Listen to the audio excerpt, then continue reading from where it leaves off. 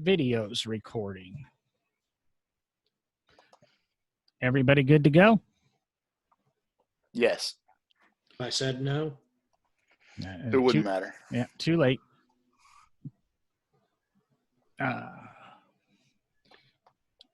Game on. Sorry. Welcome, everybody. No Driving Gloves again. The team that we have tonight is obviously me. I never go away. You always have to listen to me drone on and on. Then we have Sean and we have Derek tonight. Hello. We've got a guest tonight. Sean reached out. I know Sean's talked to this gentleman before. He's kind of doing I want to say extensive project, interesting project. I think something a lot of us would love to undertake. But we have Sterling from 3D Car Printing, and he's in the process working with his son. I believe it's like a STEM project, and I'm assuming teaching him 3D printing, and to me that's a wave of the future.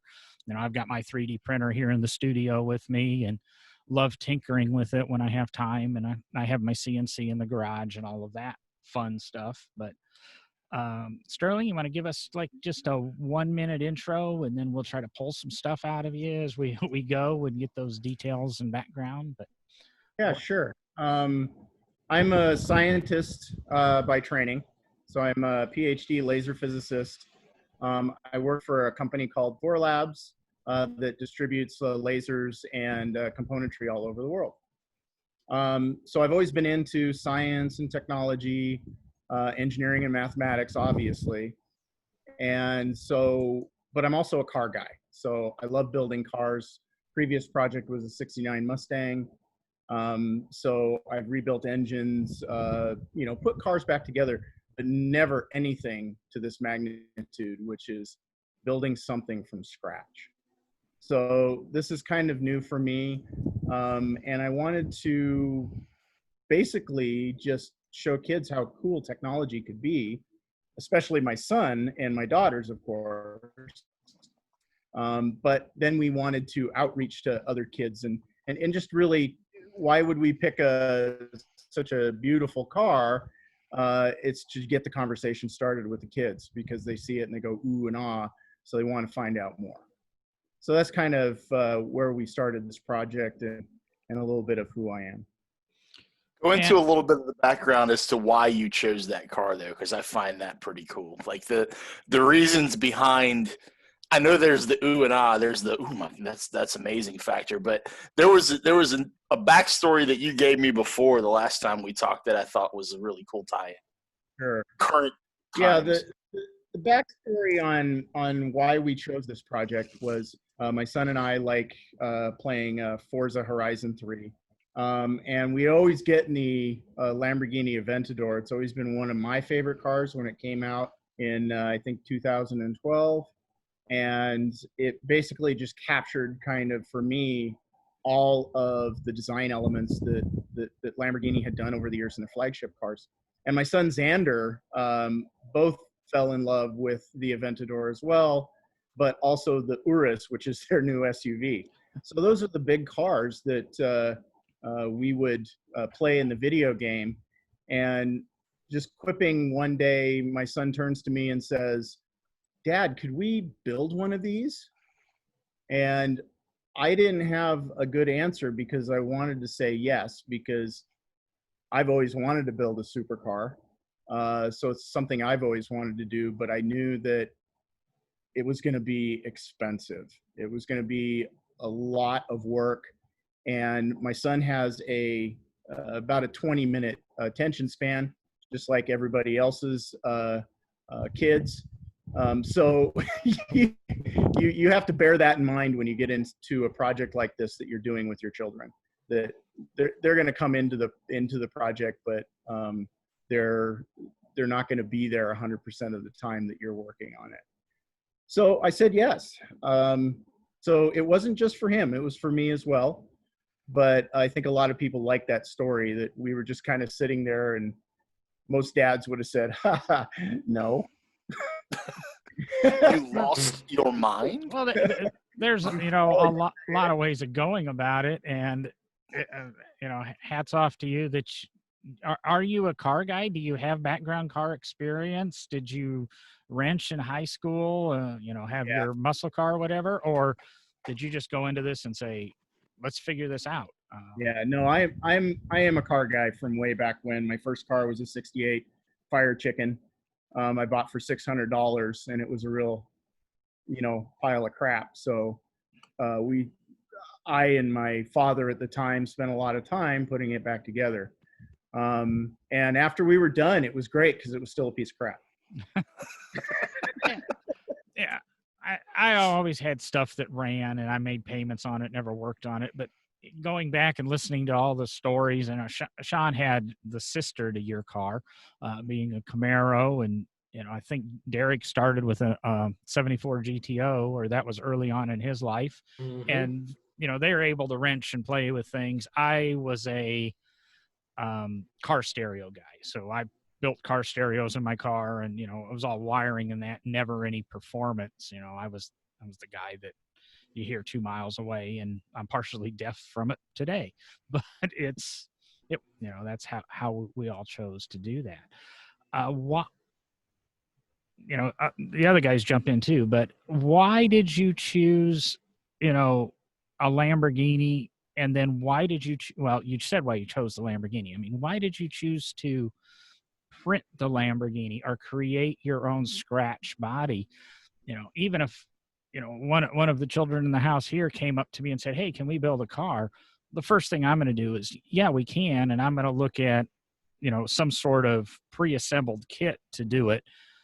To 3D print an entire car, I mean, the manufacturers are just beginning to experiment with that. What possessed you to go, hey, we're going to build it, and we're going to build every little bit of it? I think mainly desperation. And the reason I say that is because we started out, when I first thought about it, I'm like, well, I can't afford to buy Lamborghini parts. They're just too expensive, even from a salvage yard. And so we knew that we had to do most of the car from scratch. So we were going to use standard coach building techniques. We were going to cut out a buck out of plywood and hammer some metal around it. That's kind of the idea that I had at first. And then I got involved with 3D printing at work probably about 5 or 6 years prior to that. And it was cute, and you could make little knickknacks and, crap you could put in, on your shelves and whatnot. And so it was kind of interesting, but it really wasn't that practical. And then I took a look back again when I was trying to figure out how we were going to do the body back at 3D printing, and saw how far it came, especially in the desktop printers that you could buy from, say, Amazon. The smaller format printer. There's no industrial printer involved in this project. This is something that we bought for under $1,000. So that's when I decided, let's give it a go. Let's try it. Let's print out a panel. Let's see how it looks. And then we had to figure out, okay, so now we have a plastic car panel. We're going to take it outside. It's going to melt in the sun, and we're going to have a big pile of goo around a frame. So that wasn't going to work. So that's when I did some research on YouTube University and saw people who were skinning parts in carbon fiber and fiberglass and other things. And I thought, well, hey, we could do carbon fiber. The aerospace industry has cut the price of carbon fiber dramatically because of all of the aircraft now that are made out of carbon fiber. So getting the mat, way back when was very expensive, and nowadays it's pretty inexpensive. And so we decided that's what we're going to do, is try to skin these parts with carbon fiber. And let's go back to printing the parts, because when you say 3D, I'm going to 3D print an Aventador door. No pun intended. You're going to print an event. You're going to print a door. In the door.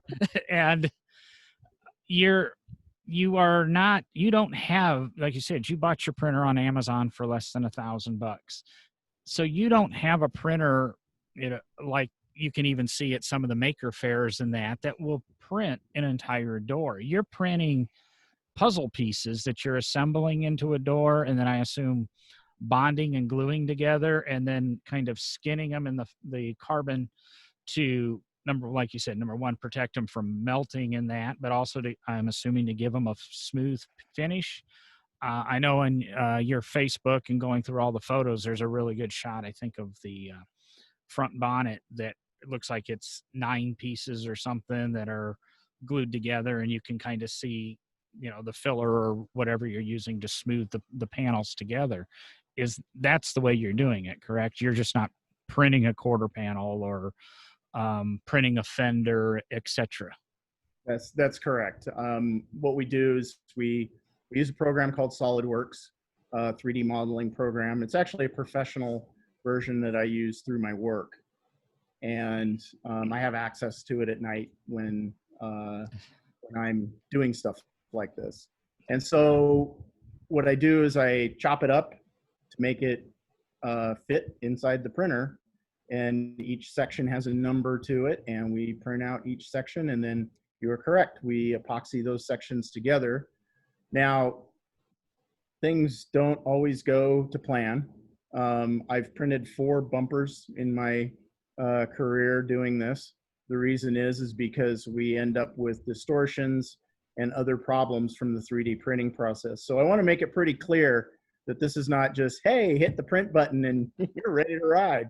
There's a lot of work into this. Not something you downloaded on Thingsverse?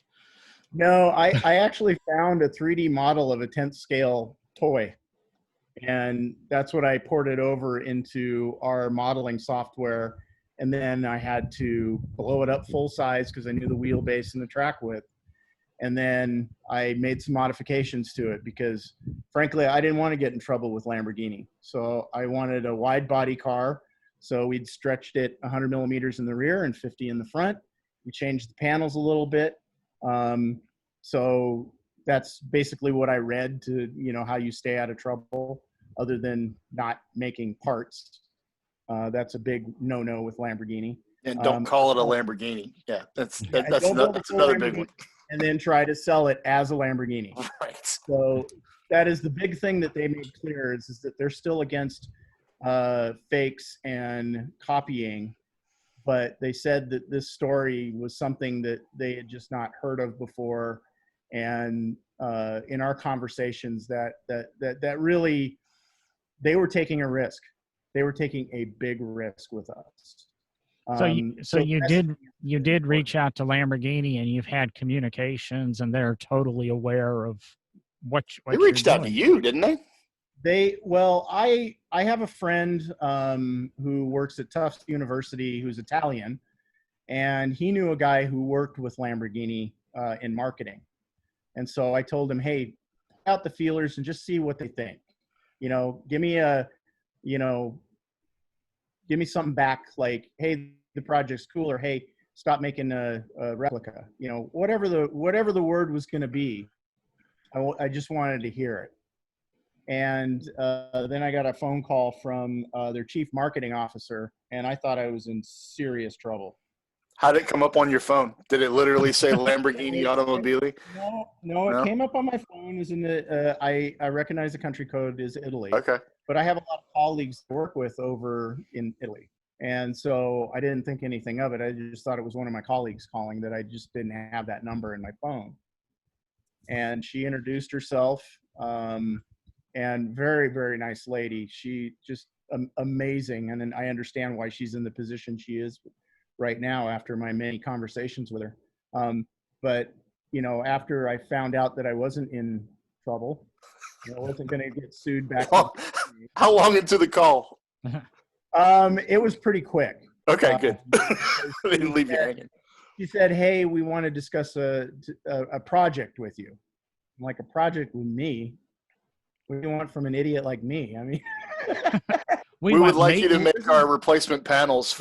We want laser beams in the headlights. And it's like I'm now talking basically to the Pope in my view. That's awesome. You know, I've idolized Lamborghini ever since I was a kid. But it was a great conversation. I was stunned.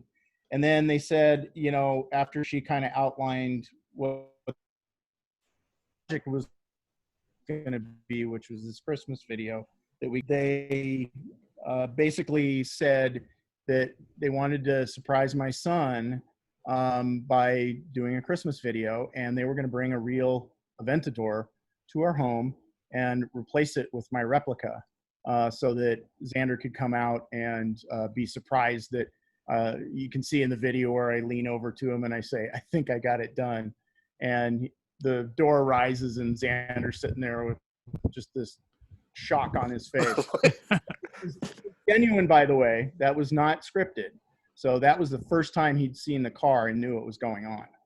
So Oh, that's cool. we did a That's pretty cool. good job of keeping it. It helped because at that point I'd done like 20 or 25 interviews, local TV, national, that kind of stuff. And so he was kind of none the wiser, except for the fact that Lamborghini flew 25 people over from Italy to do the whole thing. Blew my mind. Like 25 people hanging out in your driveway? In my house. Yeah. I mean, and it was funny because the Italians are great because they just like, all of a sudden you have another 25 people added to your family. They were amazing people. The production company they got, Indiana Productions, was awesome. They left a very small footprint in our house. They were very respectful. It was completely the opposite of what I thought it was going to be. The Lamborghini people, again, were like, hey, you're part of the family now. You know, it was just, That's amazing. And at that point I was thinking, yeah, is there somebody I have to kill now? Is that how this works? We're going to let you finish. Hey, whoa. John and I both, we can attest that, you know, you're just part of the family. You're just part of the family. You don't have to do anything. Okay. Until we ask of you. And I find That's that's awesome. I find it interesting that you say you were, you know, basically embraced by Lamborghini. And I watch another channel, we've talked about it, YouTube channel, VinWiki, and you know, there's a whole story about the Lycan Hypersport that was used with Fast and the Furious and all of Talking that. about Casey, aren't you? Yeah, and he reached out to W Motors, and W Motors is being very supportive of his project in STEM.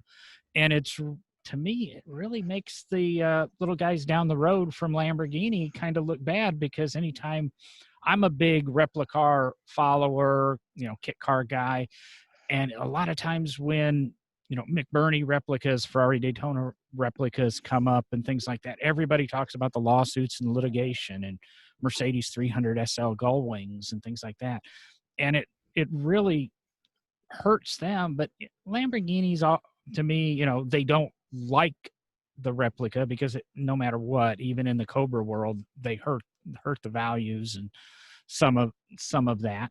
But it's great to see them recognizing what you're doing and why you're doing it. And it's not to have a Lamborghini, it's to teach your children, and you're taking it out and trailering it to schools and show them what you're doing. You're you know, trying to get kids involved in, you know, STEM programs and hopefully into cars.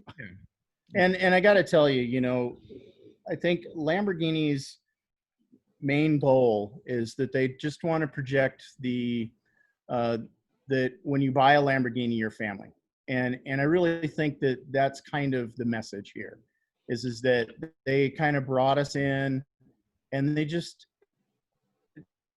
treated us like, you know, we were one of the gang, that we were family, that we could basically do no wrong. It was, it's an impressive, you know, I deal with a lot of high power companies and a lot of really good companies. That's how they take care of their customers is that they're very attentive to them and they treat them like family. And I think that's how you get repeat customers. They sent us, you know, they called up one Wednesday afternoon while I was at work, and they said, hey, Sterling, what are you and Xander doing this weekend? And I was like, well, I don't care what I'm doing this weekend. What am I doing this weekend? And they said, well, we have this thing that we're doing up in Aspen where they're driving these Uruses and Huracans around the track in the snow up in Aspen. And they wanted to know if we would come. And I basically said, well, I'm in my car, I'm packed. What's the address? Yes. Yes. Yeah, the answer is always yes.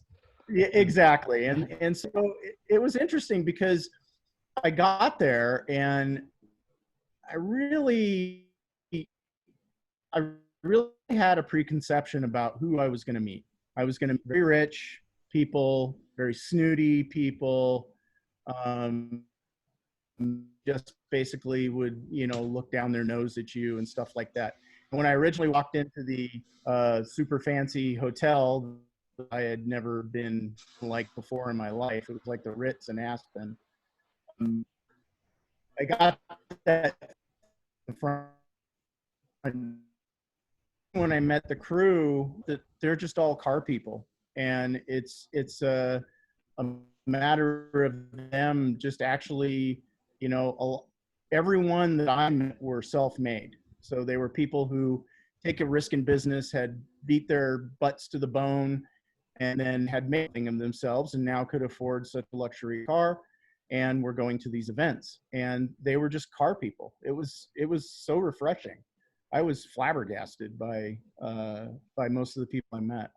Yeah, I'm really good friends with a couple of Lamborghini owners, and one of them actually has a 12 Aventador and then has a 16 or 17 SV, and he's had Lamborghinis as long as I've known him, the dozen years plus that I've known him, and other drivers, and they really are a lot of them are really car people. Now, don't get me wrong. There are some that portray kind of what you were fearful of meeting, but even my friend who spent more money than I'm ever going to make in my life unless something changes here drastically, he called, he was going to Italy, he called Lamborghini and he said, could I possibly meet Valentino Baboni?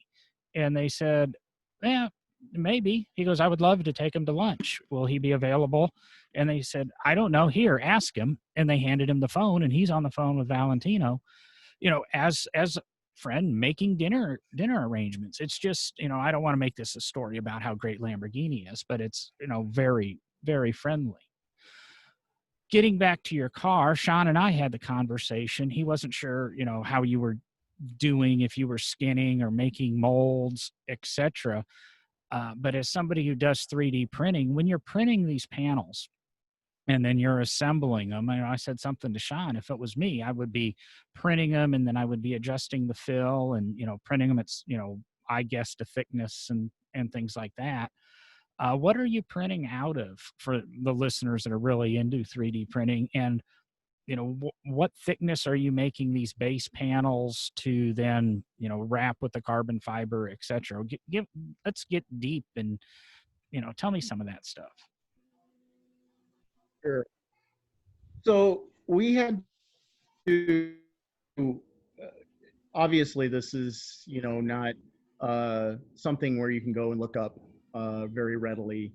I saw that there's somebody in a few years ago who was doing like a DB4 and they were 3D printing some of the body parts. But really the formula we had to come up with ourselves. So we had, like I said before, I printed 4 bumpers. The reason I printed 4 bumpers is because the first one I did, I printed it, it looked great. I'd use some body filler to kind of fill in any distortions like warpage and things like that you get from the printer. We try to smooth it out as much as possible, and basically just use kind of standard body techniques on the part. And then we found that instead of just laying the carbon fiber on top of it with epoxy, what we needed to do was vacuum infuse the part with carbon fiber and epoxy. And so we watched a bunch of videos on that. Some professional videos and then others by YouTubers. And then so I took my first part, which was the rear bumper of the Aventador. And at this point, we weren't doing an SV, we were doing just a standard Aventador. The SV change came a little later. So we put this into we followed the process as best we could. We put it into a vacuum bag. The vacuum helps the atmospheric pressure push down on the part and adhere the carbon fiber to the part, as well as giving it some solidity to the carbon fiber when the epoxy cures. We pulled a vacuum on the part, and we immediately crushed it into basically a little ball. So that was our first go at it. So yeah, we're starting off as idiots, basically, not knowing what the hell we're doing and how we're doing it. But we learned a huge amount from that one mistake. And that's always my philosophy to the kids: fail, but learn from your failure. So that's really important. Yeah, that's all failure is a learning and teaching experience. When can we expect the 3D car printing for dummies book to be coming out? Because it sounds like it's a total it's a total just we did this wrong, here's how you do it right. We did this wrong, here's how you do it right. It sounds like the perfect book, man. Oh, he locked up. I'm working with a few builders right now who are You're breaking up real bad. Or who are trying. Yeah. Oh, you're back. Yeah, you're kind of back now. So go ahead and start that answer over again. Am I better? Yep. Yeah, we'll edit it and make that all seem seamless. Well, why don't you repose the question and I'll do it. I said, when are you coming out with the 3D car printing for dummies book? So I'm working with a lot of builders right now who are trying to, attempt this process or part of this process. And so I'm telling them basically what I've learned from all of the mistakes that we've made. So I have a formula now for printing out the panels, and I basically just give that to folks who need it. But I do it on a you ask, I tell basis. So I'm not. Last thing I want to do is make any money on this project. I just want to get the information out. I don't have time to write a book. People criticize. The book's writing itself, Sterling. You don't even have to write it. Yeah, people criticize my videography and on YouTube, and I tell them, take a hike. I don't care. I'd rather be working on that. Right. So that's not what you're into. You don't like my cell phone? It's tough. Go somewhere else. Go watch B is for Build or something. They've got more professional stuff. We're not even going to get into that right now with what's going on with them. That is a fairly decent segue though. Coming if we want to go back around to how cool Lamborghini has been, and what those folks are going through with a particular Mustang right now, with how bad it can go. Yeah. It speaks volumes to that particular Italian brand, man. I was really into the Huracan build because of what we were doing here. And we just had so many, I think, corollaries to the things that we were doing. And then I saw them near the end, they started picking up some 3D printing. So that was great. I reached out to him. I got a couple of emails from Chris, and then he just, I don't think he really had the time or energy to talk to me, but that's fine. I mean, they got their own thing to do. Everybody's got their thing. Yeah, totally. Everybody's got their thing. And I don't, I'm not mad at them for not, interacting with me more or anything like that. I just like what they do. So that's been great. Watching other people do those things. And what I really liked on Videos for Build, as opposed to some of the other channels, is that they screwed up a lot and then came back and told you why they screwed up and why they did something wrong and what they were going to do to fix it. And so that always really made me happy to see that particular type of information that they were giving out, because it's kind of the same philosophy that we have here. It's Folks always like to see the fail. Yeah. Sorry, John. Yeah, I Go was ahead. gonna say it's always good when they show the failure, and so many people avoid it and make it look perfect. And I know in the the B is for build. How many times did they have to mold and remake the doors for that car? He failed and failed for a couple of episodes till they finally figured it out. I almost got tired of watching the episodes,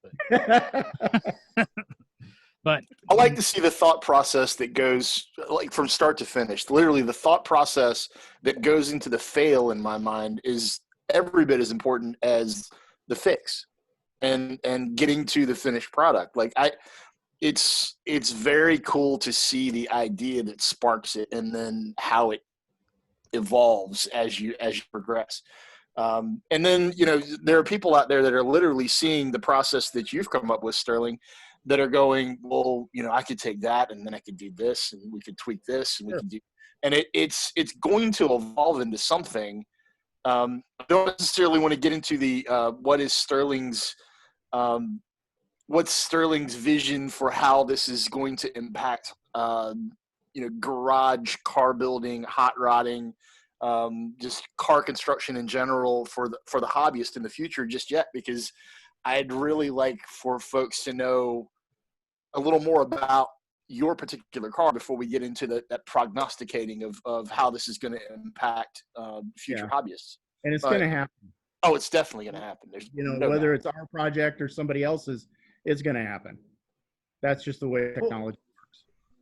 Yeah, and I want to jump in and ask a couple questions. I'm going to back up even to the beginning of the episode a little bit. You talked about when you first started talking about the idea, possibly going the old, coach building way of bucks and hammering out metal. And then you came along with the 3D printing idea, and you talk about some of your, failures that have occurred. And, I grew up kind of doing body work, and that's, my dad restores cars and does kind of coach metal work and things like that. And, there's difficulties to each, whether you're working on a curved panel or a flat panel or a compound curved panel. And I've dabbled about, that much in 3D printing in the museum world and objects conservation. We are starting to use it to make replica parts, things like that, which we're also doing in the antique automotive restoration world, things like that. But printing, these pieces of panels and putting them together, are you finding different challenges from flat panels to curved panels that you're working on? Some of these different things, are there different techniques that are evolving depending on the shape of the panel, the way you have to put it together to make it work right? I'm really curious about these things. Yeah, no, that's exactly right. You have parts where, panels get close to overlapping one another. You've got these compound curves and things like that. Now, 3D printing can handle a lot of that from an outside perspective, but when you look at the interior structure and the fact that, hey, at some point I have to put a carbon fiber skin on this and I can't create any voids in the part, because if you do that, epoxy gets in there, it heats up when it starts to cure, and it just melts the part. We've had that happen many, many times. So that's a big one right there. I think the biggest advantage that we have for 3D printing body panels is that when I do a body panel, all I have to do is say mirror around Y, print again. And now I have an exact replica that is a mirrored replica for the other side. So that is a huge advantage. So I only had to design effectively half the car, right? And then the rest, I just, mirrored it, and everything worked out great. So yeah, that's a very good point. You do have to still keep that in mind when you're doing these parts, because it's not a simple process. It seems simple from the surface, but once you get into the encapsulation in carbon fiber, that's where I think it really gets into the gritty details and becomes almost as difficult as forming metal. And you're doing full encapsulation, right? You're doing front and back of the part. We're doing full encapsulation. One of the things, again, this was because even before we talked to Lamborghini, we didn't want to have it appear we were making molds. So we wanted it to appear that we were doing a project for STEM and STEAM, and this was a one-off.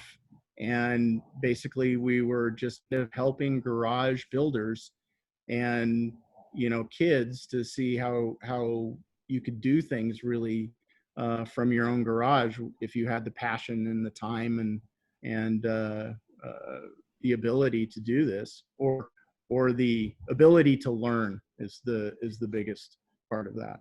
So yeah, I didn't know if this was even going to work. This was a complete Hail Mary. I've seen you driving it, man. It's working. There's no doubt. I drove it today. Did The you local police department already gave me the thumbs up on driving it down my street. So Nice. Very nice. Talk about a little bit about before we get into that future prognostication that I was talking about. What are all of these printed panels going on to? Like, what's the chassis? What's the drive line? What makes up the guts of the car? Because it's cool, man. I mean, it's underneath. It's kind of hot rod. It's very hot underneath. I'm telling you, it's that's where I've probably gotten the most criticism from people is on the frame, because I didn't get it from anywhere. I built it myself. Look, guys, I'm a physicist, okay? I think I can do math. I think I can do statics. I think I understand strengths and materials and things of that nature. So yeah, I got this. A frame is not rocket science. It's not like I'm taking this and doing the Pikes Peak hill climb with it, right? I'm taking it around to schools. It's not going to see a track. You're not going to put a Draco rocket on the back of it? No, exactly. Yeah. So the point is that, it's a standard ladder frame. But you get into a very good point, Sean, and that is, now I've got these panels, I've got this frame. How do I put them on? Yeah. And frankly, that has been one of the hardest things of this whole project. How do I attach the panels to the frame? Have you done it? Have you done it? I have done it. I know, but how? Well, I had to come up with some techniques for attaching the panels. I finally decided to use some steel in certain places where it made sense. So when we go around and look at the car, I'll show you some of the metal work that I've actually done with my crappy Harbor Freight brake and my set of hammers, which is basically all I have to do metal work. But the point is that I'm using some of those techniques to attach the panels to the car. So you gotta do what you gotta do.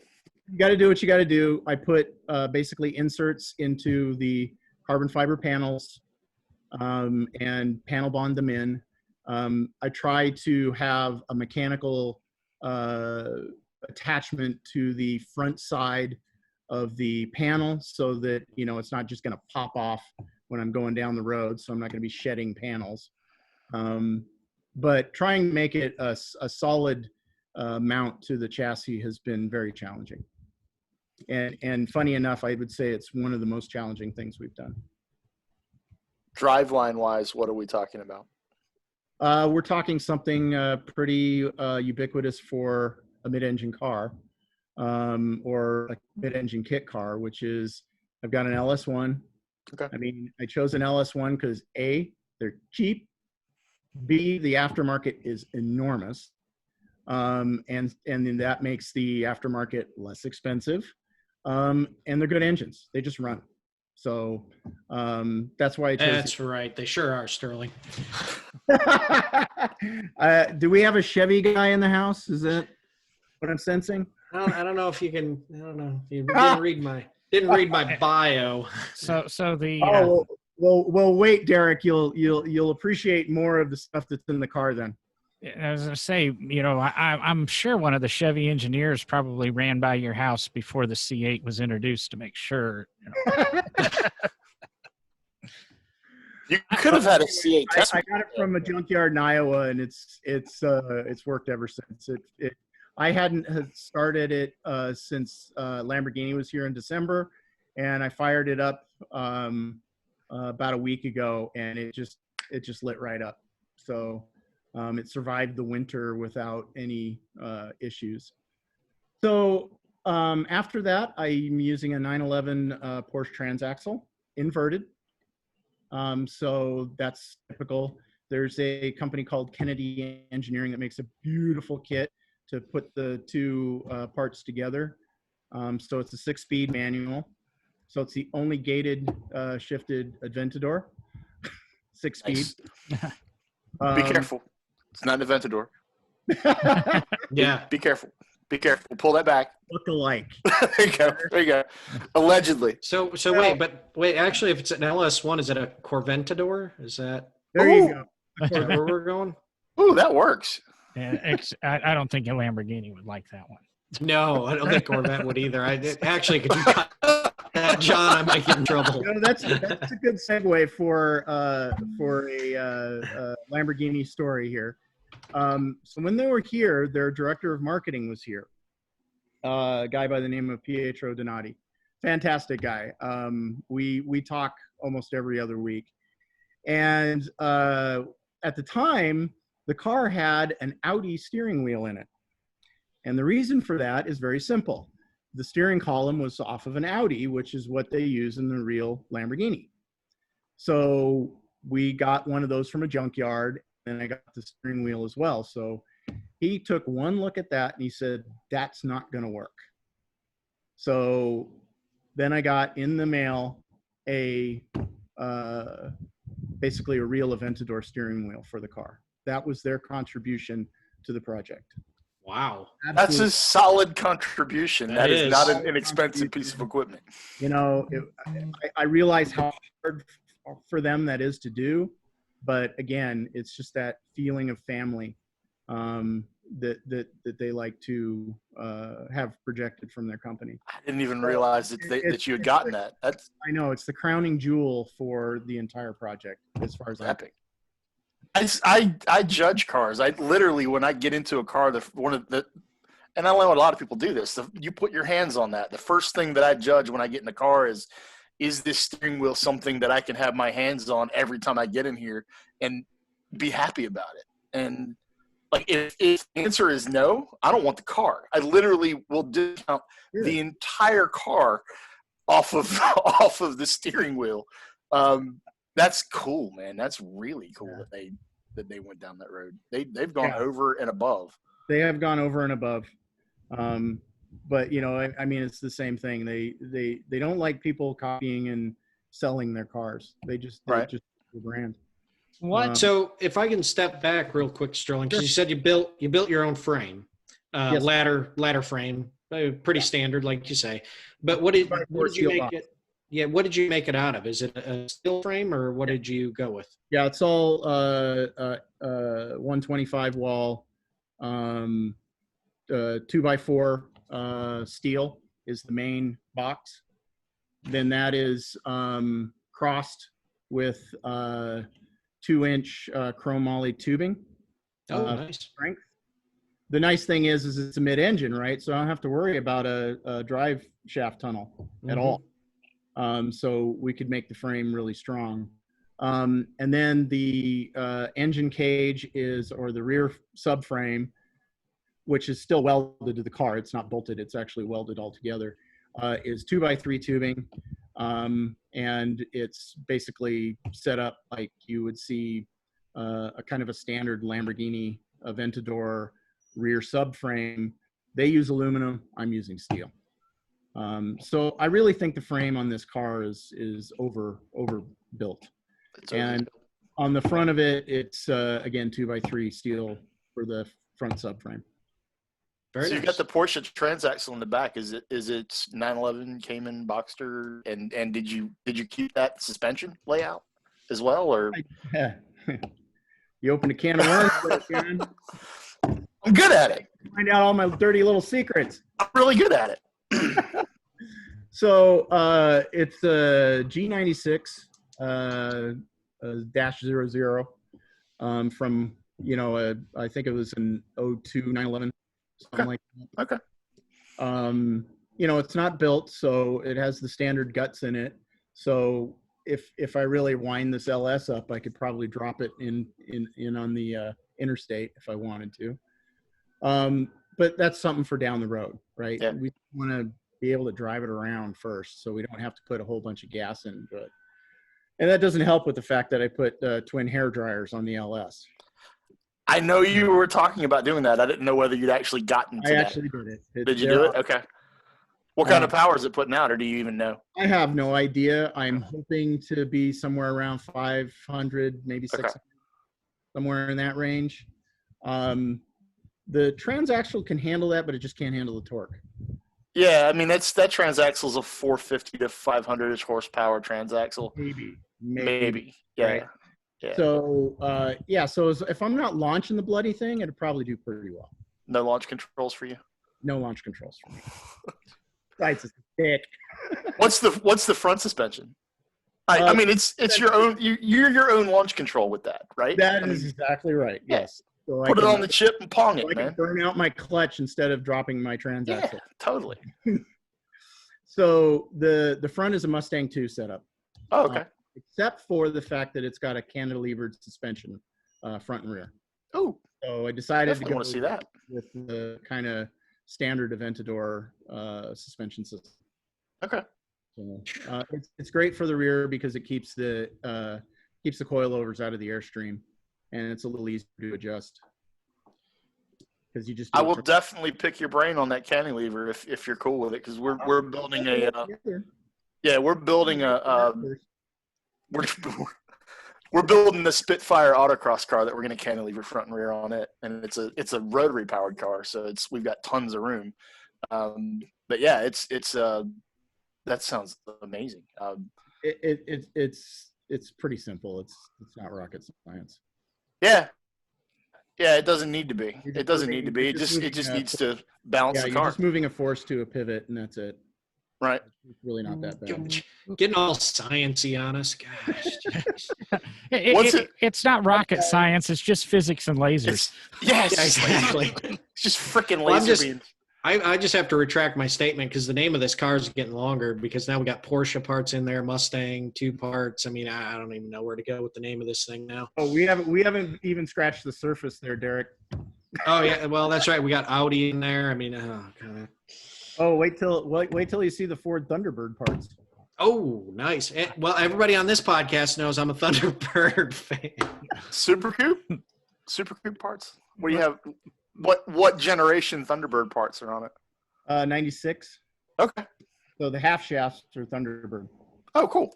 I had a 93 Super Coupe. I love that car. That was a great car. They're both the right hand half shafts because I have a symmetric drivetrain, so everything's centered so that the half shafts have to be the same length. Gotcha. That probably helps with a torque steer, but you're not trying that. Yeah, that's right. Have you weighed it yet? They were $50. That's why I bought them. $50 whole dollars. $50 whole dollars. That'll be the first part that you need spares of, definitely. I'm sure I'll post it right off. With your twin turbos. Crazy. And then it's got Cobra hubs in the rear. Okay. And we're coming up on about 50 minutes or so here right now. And I'm looking forward. We're going to do a walk around of the car, but I think that's much more for the people that are Patreon supporters and are be able to watch this for video. We'll still run the audio in case you want to listen beyond, but I think I want to wrap the show up there. But I want to get to the pontificating, but let's go ahead and, I always say you can find No Driving Gloves at nodrivinggloves.com and the Facebook pages, No Driving Gloves, Instagram, No Driving Gloves. Where do people go if they're not already following you, Sterling? Where do they go to find, your build? What's your YouTube? What's your Facebook? We do most of our updates on Facebook. It's called 3D Car Printing, like it says in your background. So you can just do that search, or you can go to facebook.com/LaserSterling. I say if you just Google 3D car printing, there's a lot of things come up, and it's about me and my son and my Lamborghini is the cute what the Google description is. That's how I found your Facebook. But I'm sorry, but I just gotta say, like, I mean, he's got the coolest name to be able to do stuff with lasers. I mean, LaserSterling. I'm jealous. Laser Derek does not have a ring to it. I don't know. It's got a little bit of a punch to it. We can hook you up. and then what's your YouTube? YouTube channel is just LaserSterling. LaserSterling. LaserSterling. I'm going with Laser Yoder. One of the questions I had: how are the students and how is your son reacting to this? Because first it's a Forza game, and then it's a question to dad, and then it's this dream. Because it takes a while. We never asked how long it takes how much time and filament do you have in printing, but is the interest with your children still there, or has that 20 minutes went on and this is you, or are they still participating? And then how are the students when you take it and show it? Because everybody accuses kids not being into cars, and the four of us on this podcast have always said that kids are into cars. They're just into it a lot different with Forza and video games and that than we were as kids. They weren't wrenching on things or running stereo wires we talked earlier and such. It's just a different way that they're into cars. And I think you're proving that your son from video games is into cars. But go back to my question. Are your kids still interested? And then how are the other students that you've taken it to and shown it to reacting? So, my kids still have a little bit of interest in the project. I wouldn't say that they were, full tilt into it, because at the end of the day, they got to be kids, right? So they've got to explore all of their interests. I try not to jam it down their throat, but when they want to help, they get to help. So my daughter learned how to solder and how to do wiring about a month and a half ago. And she's been, every time I do some wiring or some soldering, she wants to help. So it's that kind of thing where you throw out little nuggets that that they can help you with, that they'll learn something important. And then, the big one was a couple Saturdays ago, we got in the car fully dressed, and meaning all the panels were on it. And we not you, the car. It was a family show. You opened that door, man. Anyway, we got in the car and we drove it around the driveway. So, and they were over the moon. They loved that particular interaction. And maybe at the end of the day, that's the biggest interaction I get out of them is going around to car shows and them speaking about the car and telling people what they've actually done on it. So all of them have been involved. My eldest daughter, who's a teenager, who could give an absolute rip about a car other than just driving it to her boyfriend. She helps me bleed the brakes, when I need help. So she's not real involved, and she doesn't, ask, "Hey Dad, what can I do on the car?" But then at the same time, she goes, "Dad, can you teach me how to weld?" I mean, that's huge, right? It's humongous. And so I set out a couple hours and I taught her how to MIG weld, and she's a natural. Her first bead was like perfect. And I was like, wow. Are you sure you don't want to do more? Wow. Could you do some of the welding? Because your dad sucks. Right. So I think it's really stuff like that where you take those opportunities as you can get them. Yes, I am doing most of the work. So I don't want anybody that Xander and my daughters are wholly involved in the project. It's a lot about me decompressing from work and doing something that I love and having a creative outlet. But again, if the kids want to come and they want to do something on the car, then I slow down and we do something. It's cool that there's more investment in it. There's definitely more investment in it from your family than there would be if you had a Camry sitting in the driveway that you were hanging an exhaust system on or something like that. I know that seeing the fact that it has risen from nothing, and they know that their father has been the catalyst behind that, and they've had their hands in it, they're going to care about that car more than they're going to care about the minivan or whatever else. It's just cool. It's a way to get them invested in that project. Yeah, and this car doesn't have a carburetor, has EFI, has a computer, has a lot of it's got CAN bus gauges on it, so we have to do some computer programming. So it's gonna show them kind of the latest technology that's out there for a car, rather than an old Ford Mustang that has a carburetor on it. So that's the other cool thing is that it kind of prepares them for the future in the advancements that we have in cars today. As far as the advancements that you're talking about, I know I alluded to it a little bit ago, and John did as well. You are, I don't want to say that you're the first person that's ever done a project of this scope with 3D printing. I don't know whether you are or not. You might be. You're definitely one of the first that's done it out of their own garage. That I know. I don't claim to be the first at any right. risk. Yeah, but I mean, you're definitely one of the first to take the technology, the 3D printing technology, and build what you've built as far as the panels on the car, and create a bit of an audience and buzz around what you've done. That you can take some credit for that. You're allowed.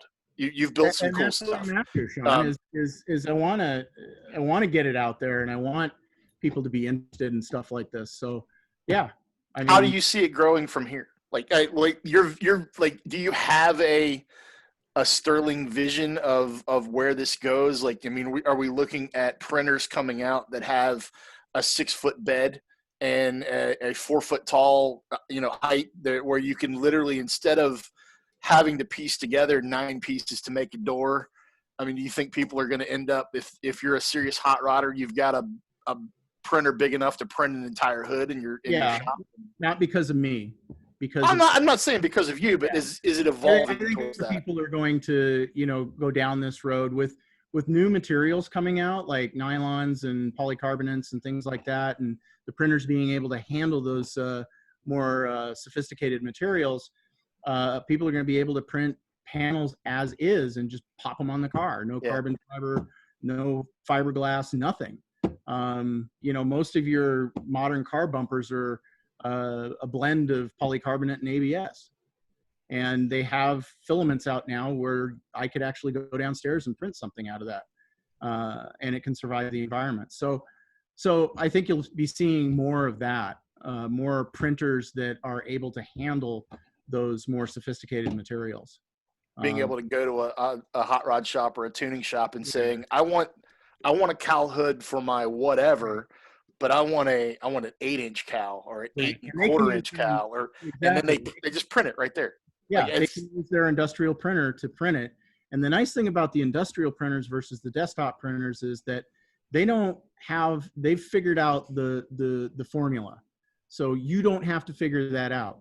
So your part doesn't come out warped or distorted or anything like that. You're actually going to get a nice usable part.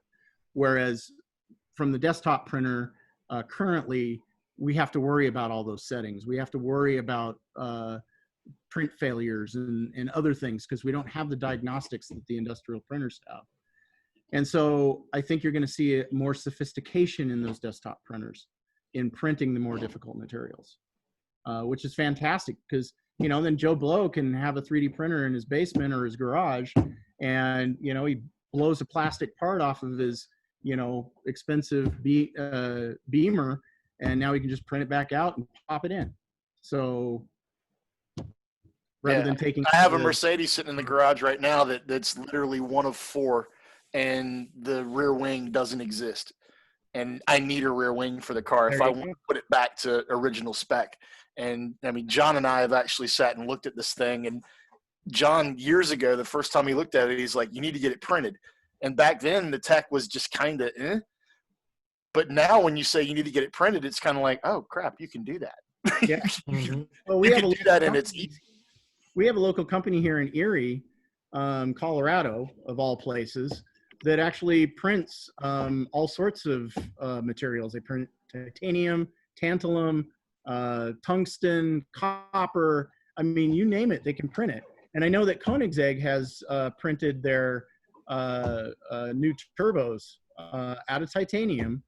Their new turbo that actually has no turbo lag, because they can have these fancy schmancy chambers inside of the turbo that you couldn't do with standard techniques, that you can only do with 3D printing.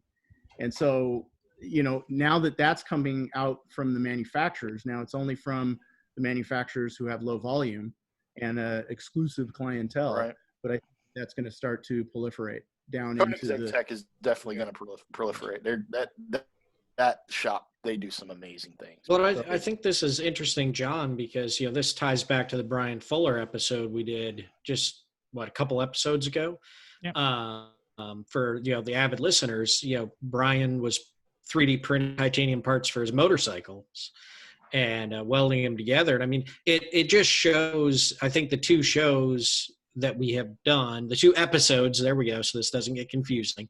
These two episodes really help show the advancements of 3D printing and how far we've come, and basically what we're on probably the verge of with 3D printing parts and components, and where things are going to head, and, you know, change the industry quite drastically in the next few years. Yeah, and I belong to a group called 3D Print My Ride, and you know, it's a nice open forum for guys going, hey, I tried to print this and it went to hell in a handbasket, and then I tried this material and it worked great. And so you're seeing a lot more of those types of groups popping up where people are helping each other from the garage standpoint. And we're using those technologies that are being developed by the manufacturers at a somewhat more basic level, but we're still using that technology. I'm so excited to see where this has already gone, and just sitting here thinking about where it's going.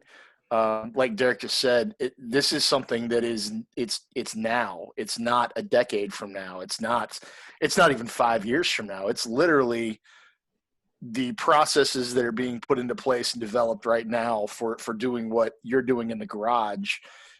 Anyone can do it. Yeah, anyone can do it. Like and John, you asked about the future of this, and it really brings the point home. What my future is for this project is to get kids interested in science and technology. That is the end goal for this entire project, and to go get ice cream in this sucker, because it's pretty cool. There's that too. Yeah. See, it's got to be great for all of your children's, say, college resumes, and then going into life resume. You know, if they wanted to get into this, as John was saying, 3D printing is getting bigger. I've said for years, you know, the Amazon of the future will be, you go there, you buy a CAD file, and it's instantly emailed or downloaded to your 3D printer, and it's printed at your house, and you have it in a few hours, whatever it is, silverware or whatever, in just a short period of time. And, you know, it's just an thing that's going on. And, you know, I mentioned Thingsverse earlier, and there's a couple other websites that you can get on and download files and almost print them. They always need some sort of tweaking for your printer or whatever, but you can just, you know, download files and start getting used to the settings of your 3D printer and that's how I did it before I started, you know, creating models and being able to print some of the minor custom stuff I've done. You know, I really want to explore the thing with Sean, but I want to get a slightly larger printer. Mine only has a 6x6x6 print volume, and I want to get up to something that's 12x12x12 or 12x12x8, be able to do a little bit larger part and some things like that. But it's just, you're right. You know, I toured Penske Racing 12 years ago, and they had 2 3D printers, and they were showing me some of the stuff they were printing. And they said, well, within a couple of years, we'll be able to print actual usable suspension components. And then 8 years ago or so at the museum, we tested a printer, and still you're looking $12,000 at the time. And now you can get into it and just kind of experiment with it for 200. You know, you can get a decent printer for $200.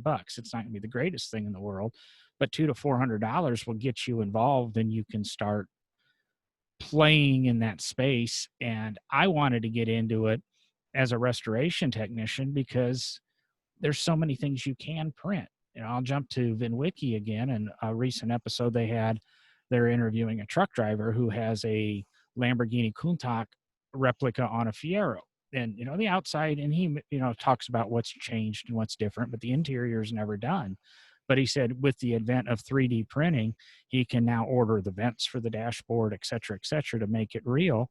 And that's the same thing. If I wanted to modify my car, I take the dimensions of the vents, print up new vents and pop them in. Or, I've designed my own iPhone holder to go into the car. Yeah, a lot of people doing that. There's a lot of little things that you can do with them and end up with usable parts, and it's just all a little bit custom. So, but we've really, I said, talked a lot about the car and such, and got a lot of this interview out of the way. We've had some wind noise in the background and that's because we asked Sterling to be near the car. The car's been in the background for him. I think Sean quickly ducked out of here. Yeah, there he is. But let's go ahead. Want to go ahead and do a little bit of a walk around of the car and show us some of this stuff now. We'll try to narrate it the best we can for the audio listeners. But like I said, it'll be on the Patreon page. If you're a $5 or more Patreon, you get all the videos, but I'll let you know the little thing. Register for the page, sign up. It's not going to bill you until the first of the month. So right now, if you signed up for our Patreon, I don't know what date I have this scheduled to come out, but from the date of this episode to the end of the month, you can have and view all the videos for free. So we're not trying to get your money for watching that video, in case you want to see, Sterling's walk around of the car here. So it's on you, Sterling. Yep, there we go. Okay, so here's the car, how it sits. I have the engine bay open and the doors. We went with the standard Lamborghini scissor doors. That was a real pain, by the way. There's a reason not everybody does those. Well, the Aventador is a little different because the doors don't open just straight up like a Murcielago or a Diablo or a Countach. They actually open up and out. So there's a little bit of technique there. We had to build our own hinges, design our own hinges. So that was interesting because we had to do some engineering work there for the doors. But you can actually see now we've gotten them to such a situation, and we have a good panel fit and everything. So you can see some of the work that's going on in the car, because that's what we're kind of doing. We're trying to get the body looking really nice. So we're concentrating on our gapping and stuff like that, trying to get it nice and tight. We are losing you a little bit, Sterling. Actually, I think we're losing you a lot bit, Sterling. Is that an Oreo, John? No, Oreos are too expensive. This is a Market Pantry dual Oh, sandwich cookie. okay. Did you bring enough to share with the rest of the class? Yeah, actually, I have 3 more here. Oh, cool. I appreciate that. He'll 3D print some Right. and send them to us. I'll take what I can get. You can We 3D have lost print. Sterling. Yeah, you can 3D print food. Yeah, we totally dropped him. He's there he is, back back. again. Sorry, guys. I lost you. I'm back. Yes, you are. Okay. So you had me on the brake system, right? Nope. We lost you at the door. And we're Okay. losing you again. This is the most riveting part of the podcast. Yeah. Oh, there we go. Brakes. Big old Will Woods. Okay. It has Willwoods. Think you're at the edge of your Wi-Fi. Yeah, you're breaking up bad, man.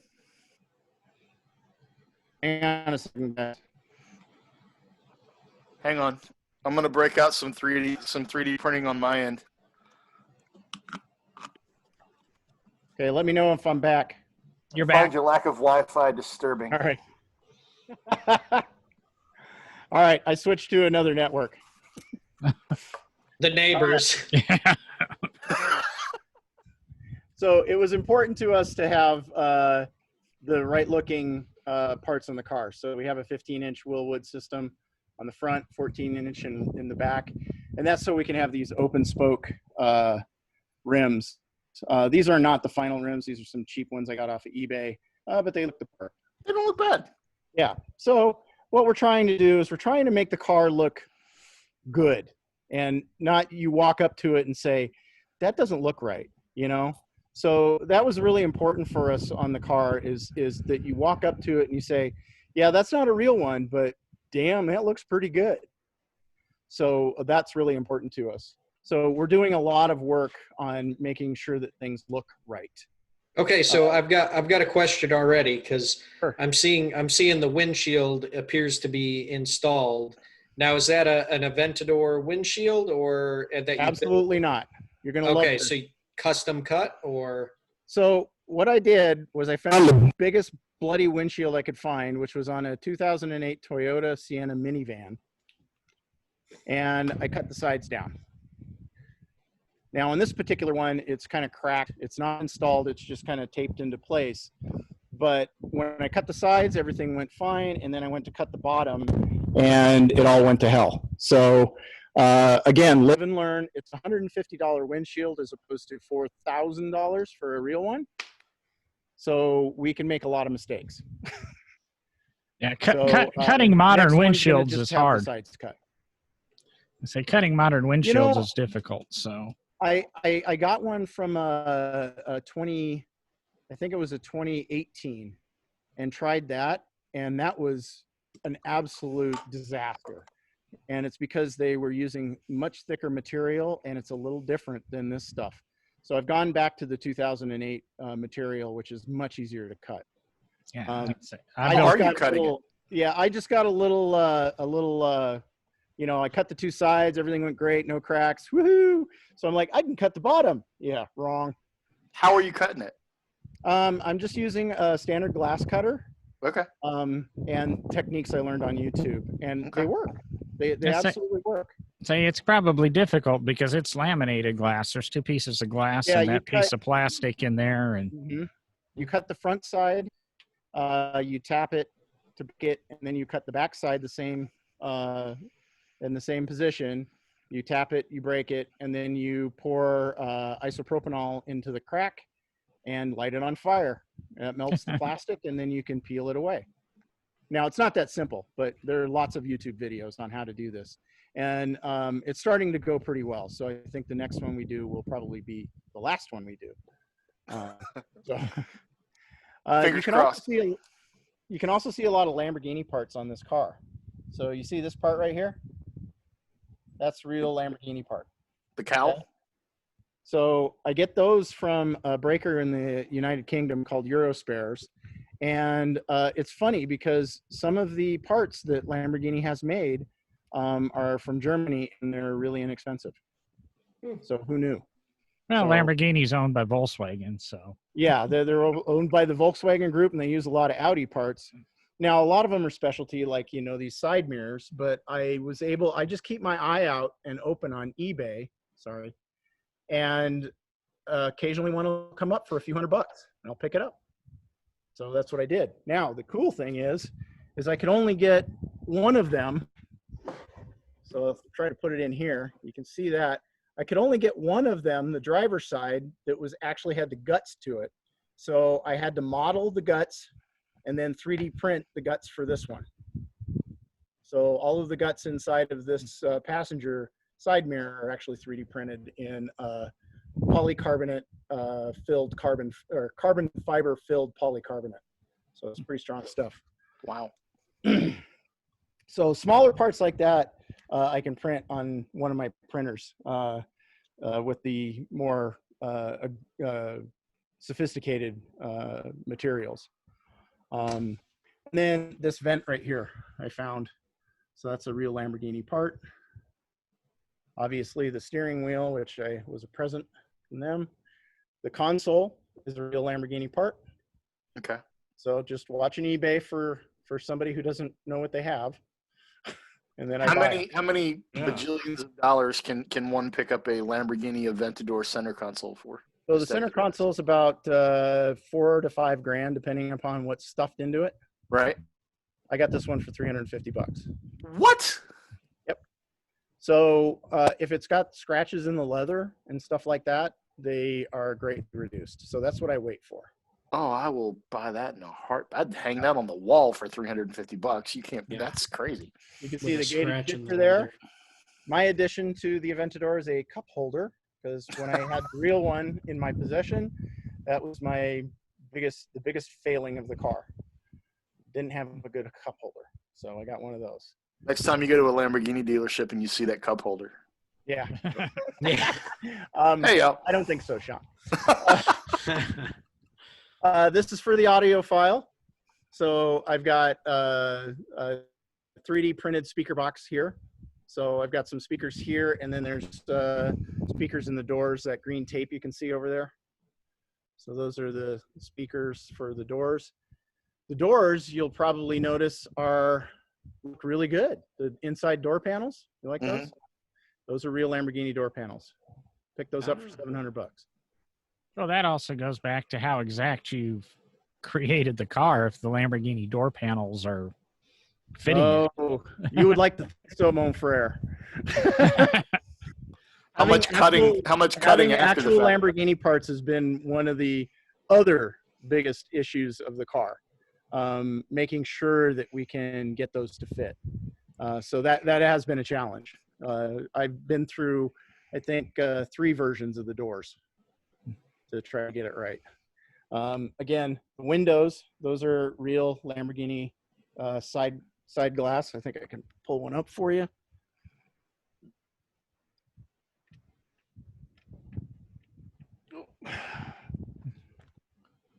Over here. Placeholder seats. Yeah, these are placeholder seats. They're pieces of garbage I got on Summit Racing. So They serve a purpose. they serve a purpose. They're seats. and they're resellable when you're done with them. Some autocrosser will buy them from you. Yeah. And then we get into the interior, and we can fire it up here so you can see the dash. You got the Holly dash in there. Okay. So I have a Holly dash, a 7-inch Holly dash that so we can change it to do the kind of the digital look where you want for the car. Yeah. Get it better. And then it's side lit by 2 Banks CAN gauges.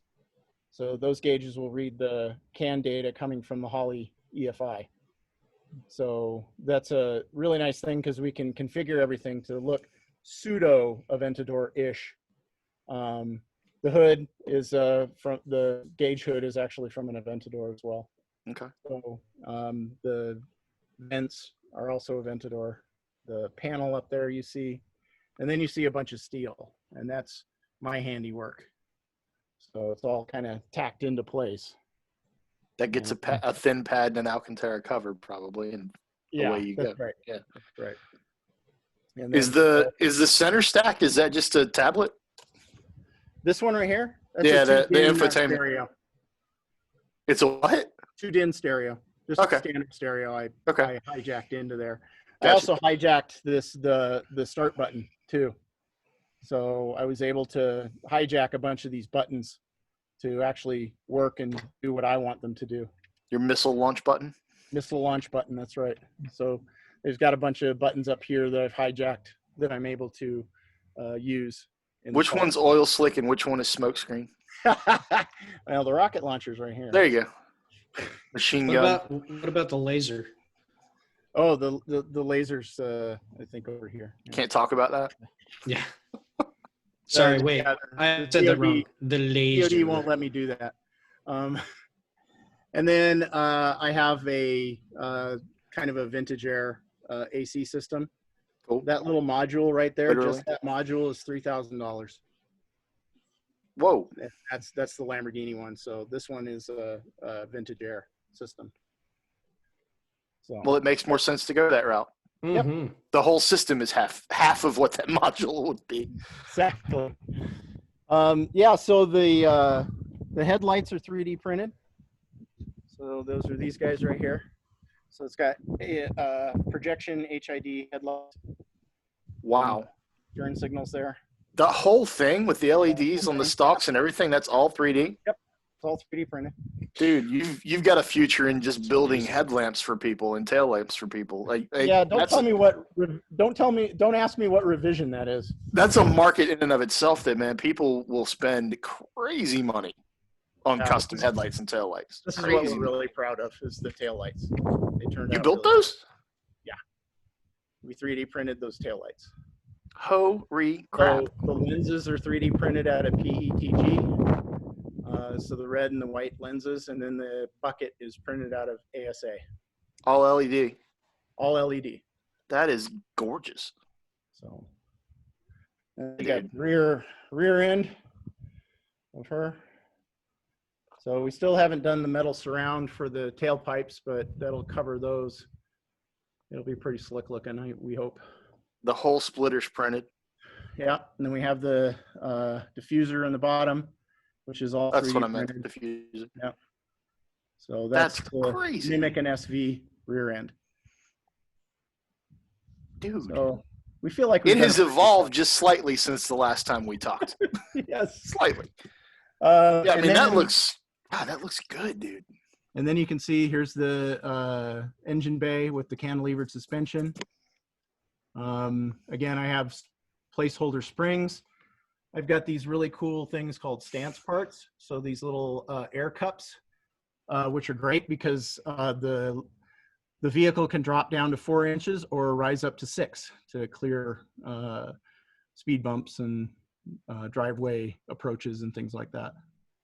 So it's got a full air system and air tanks actually right there.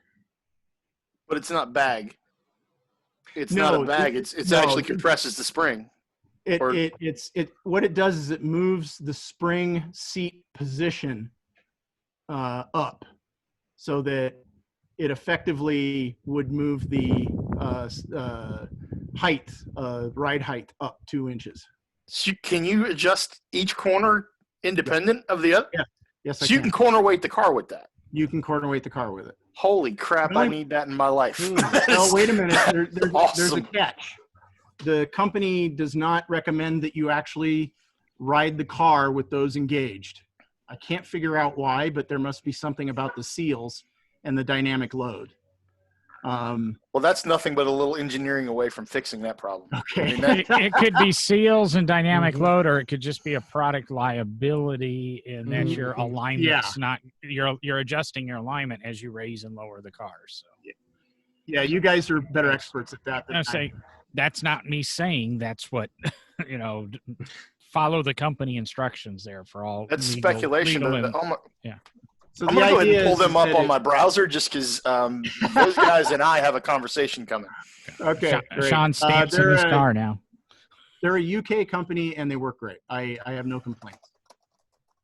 So I'm using an air ride system for them. So it's kind of cobbled together, but they have their own system as well.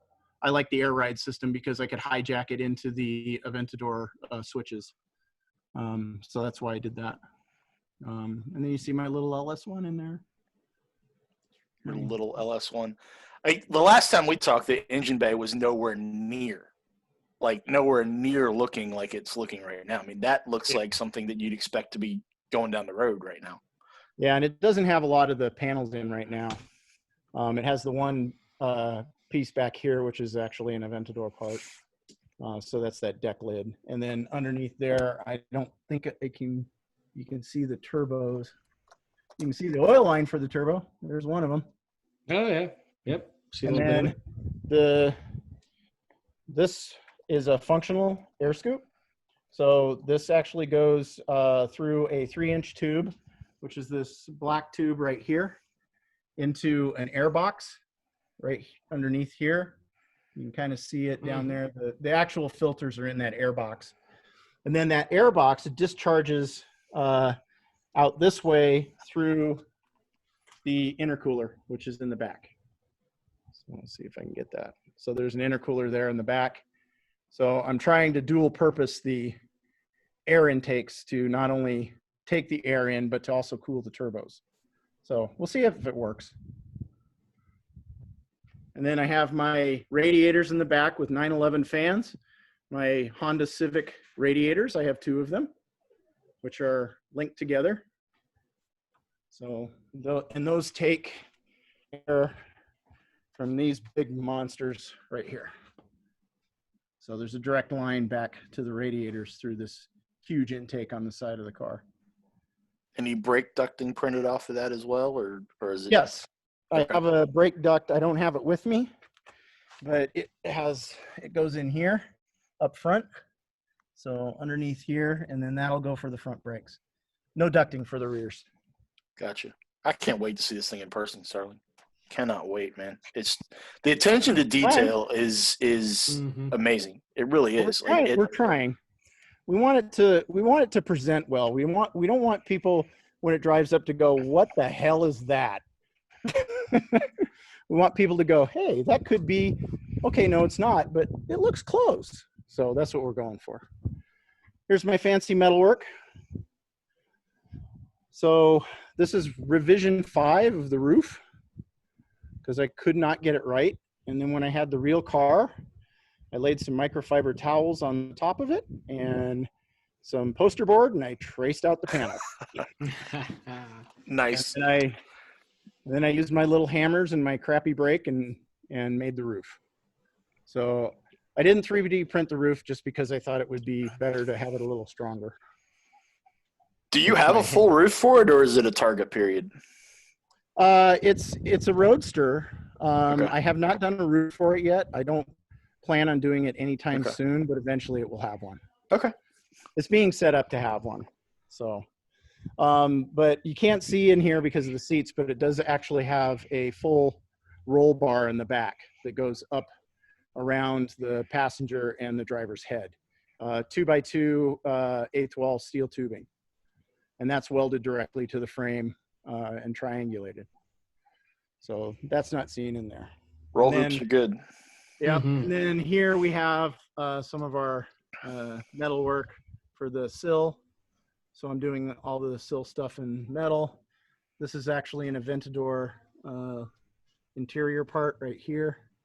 So this is where the door hinge goes. You can see the kind of little cable that we have right now that we pull on to open the door. And there's the latch for it. Goes in there. You can see we have a lot of metal work to do as far as finishing it. You can see how rough some of this stuff is, but it's got the basic shape. So Now it's a hyper rat rod right now. It is a hyper rat rod. That is a very good description of the car. It needs a few bullet holes or something in it. It's gonna be that. Well, I live in Colorado, so that's not out of the question. Yeah. Put a rusty wrap on top of it, and there you go. You're done. So speaking of, let's talk about that, because we're talking about basically the finish. Seeing it's not all wrapped in carbon fiber. You've got metal components. You've got other areas. What is the plan for the finish appearance? Okay, there's 2 plans. The first one is that you can see all the body work we're doing right here.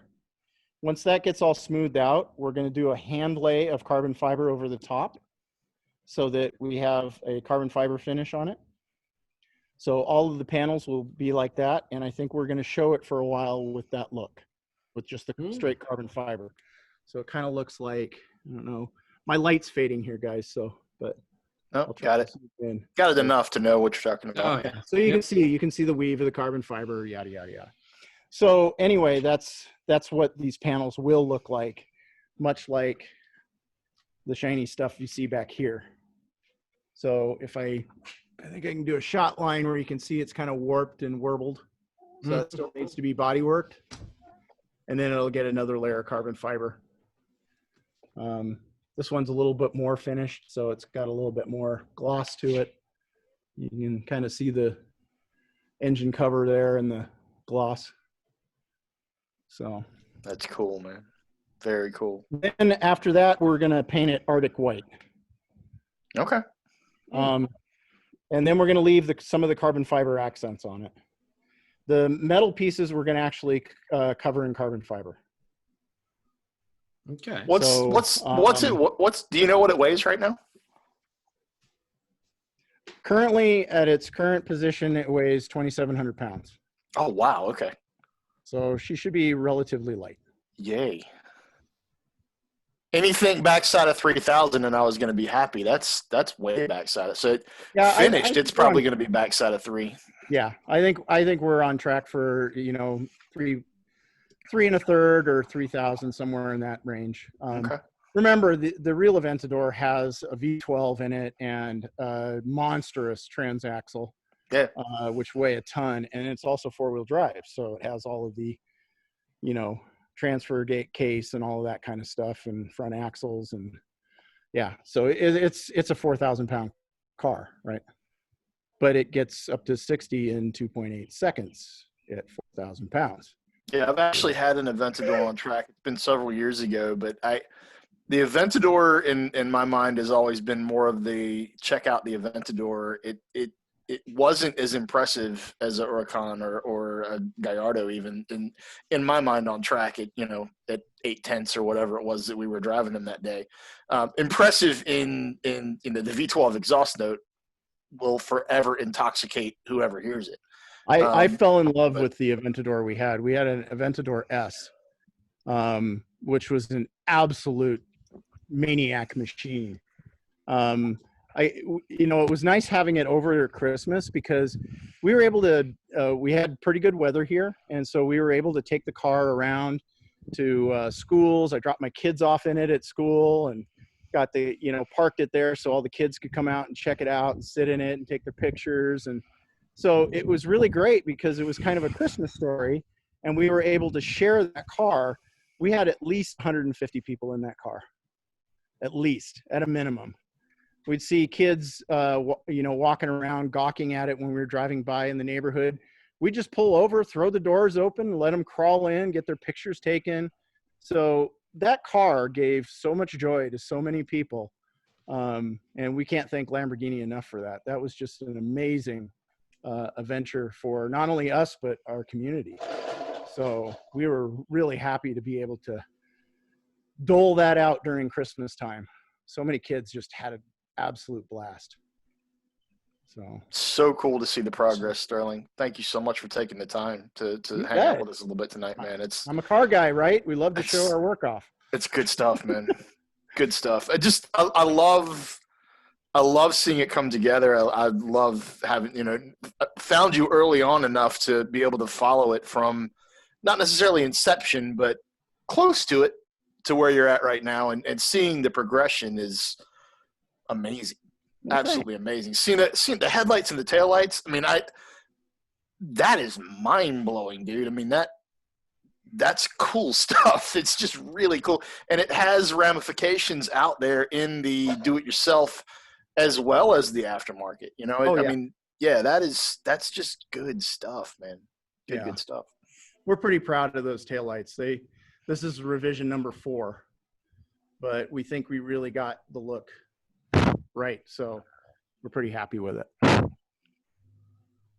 Well, I know from my standpoint, I just, the Empire approves. The Empire very much. And even, hang on, this is my contribution to 3D printing. And even the Stormtroopers like it. So, yeah. It's cool. Well, we got to divert our 3D printing during this whole COVID thing to printing face shields for our local hospital too. So that was a great way to give back to our local community. And we also got some face shields that we were able to print and send to a VA hospital up in Nebraska, which is near and dear to my heart. Not Nebraska, but the VA. So we've really enjoyed this project quite a bit, and we think that it gives joy to a lot of people. So that's what's really important to us. Makes I it all can't wait to- worthwhile. That's fantastic. Yeah, man. I can't wait to follow up with you in a month or two and just see where you're at from there, man. It's just Well, we got watching the it show. evolve, like I said, is so much fun. Yeah, we got the show here, Bandamere Speedway on August 16th. It seems like it's still on. And Willie B at our local radio station has invited us down. And so we're going to show it again. We showed it last year at that event. It looked like a burned out Hulk at that point. And I think somebody quipped, "Who brought the burned out Lamborghini?" But the kids loved it. They loved the whole project, and they come and they say, "Oh yeah, this is a 3D printed car I've seen on the news and everything." And they're like, "So how big is the printer? How many rooms does it take up?" And I said, "It's sitting in the passenger seat." And they're like, "What?" How's I said, that "The possible? printer I use is sitting in the passenger seat." And they're like, "No way." Yeah, you So- should set it up and pre-print a bunch of little Aventadors and then have it printing an Aventador while you're there. And Yeah, we were actually printing parts in the passenger seat So- while we were there. Nice. So some of the kids got some souvenirs to take home. cool. Well, I think we've taken up a lot of your time this evening. I do. My pleasure. Yeah. Glad you're spreading the knowledge, the whole project, opening your life up a lot for this, and just the whole thing. We really appreciate you spending time on the podcast tonight, and I'm just going to thank you. Me Well, too. we'd like to thank you guys, and we'd like to thank all of our fans, because we've had mostly a positive reaction to all of this. Early on, we had a few trolls on our YouTube channel, but they've all gone by the wayside. And so almost every comment we get now is positive. If you're doing it right, there's Well, always that's- going to I be mean- someone out there that has something bad to say.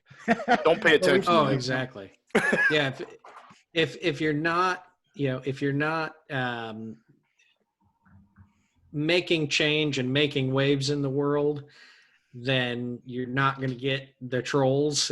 But if you're doing something that's making a change, and in your case, what I love is what you just talked about was, impacting kids. And, when you had the real Lamborghini, you drive down the street, and if you saw a kid gawking at it, you just stop.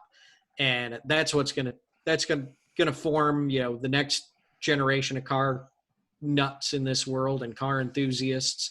And, that's really what it's about. I mean, and a lot of those trolls were probably people that don't understand that, what you're doing is impacting it, kids in a totally different way. This isn't about building a replica of a car. It's about something more. Well said. Yeah, that's exactly right. Awesome stuff. Thank you so much for taking the time to come on with us, Sterling. Anytime, Greatly guys. Appreciate It's it. always my pleasure. You guys ever need any more time or anything, you're welcome to use any of our media that you'd like. It's free to use. So knock yourselves out. And thank you for having us. We appreciate that. And on the flip side, the one host that isn't on tonight, he's all certified with Holly and things like that, and builds hot rods and stuff. If you ever get stumped on something, you can feel free to reach back out to Sean or something. And, I know you have thousands of friends out there to help you, but we're willing to help too. So, I'm not beneath asking for help. so I found Well, out in and- my life and, that if you don't ask for it, you just kind of stew in your own soup. Yeah, if you don't ask for it, you're never going to get it. And don't forget that, yes, Will's trained in it. And also Holly is world headquarters is in Bowling Green, and they use the National Corvette Museum for all of their classes that Will took to become certified. Yeah. So I'm pretty good acquaintances with some of those guys over at Holly. So Oh, that's fantastic. I could always, We love their products. So yeah. And I'm sure they're aware of you, but if you ever need anything, like they said, Will, myself, Sean, any of us are willing to help and make a contact. very much appreciated. Thank you. thank you again. And I wish we could help you clean up the driveway, but unfortunately, we're in All I have to Alabama do and is Kentucky. pull it back into the garage. So no big deal. Thank you. Drive it again. around the block and then put it back, put it away. Well, yeah, you got to turn it around, so it's got to go out and down the street and around the block, and I got to turn around. Yeah. Yeah. I'm worried about things falling off of it still, so we'll take it slow. I didn't say go Mach 12 down the street. Just drive it, man. Just However, drive we all expect that when it's done, we get a chance behind the wheel. So Of course. Definitely. And it needs to spit flames. Oh, it will. That is awesome, dude. Awesome. Are you shutting it down, John? I'm shutting it down. So everybody we haven't say even goodbye. talked about 3D printing any Zambonis or anything. We did that a couple weeks ago on Fuller's show. We can do it. We found a model. Well, I know, and we needed to continue that. I mean, come on. That's my next project for you, Derek. I was going to say, it sounds like somebody has a project now. I'll print a Zamboni for you. We would be more than happy to help. Thank you again, Sterling, and you have All a right, good guys. night. You guys Thanks, have a good Sterling. night. Take care. Bye-bye. Later, man.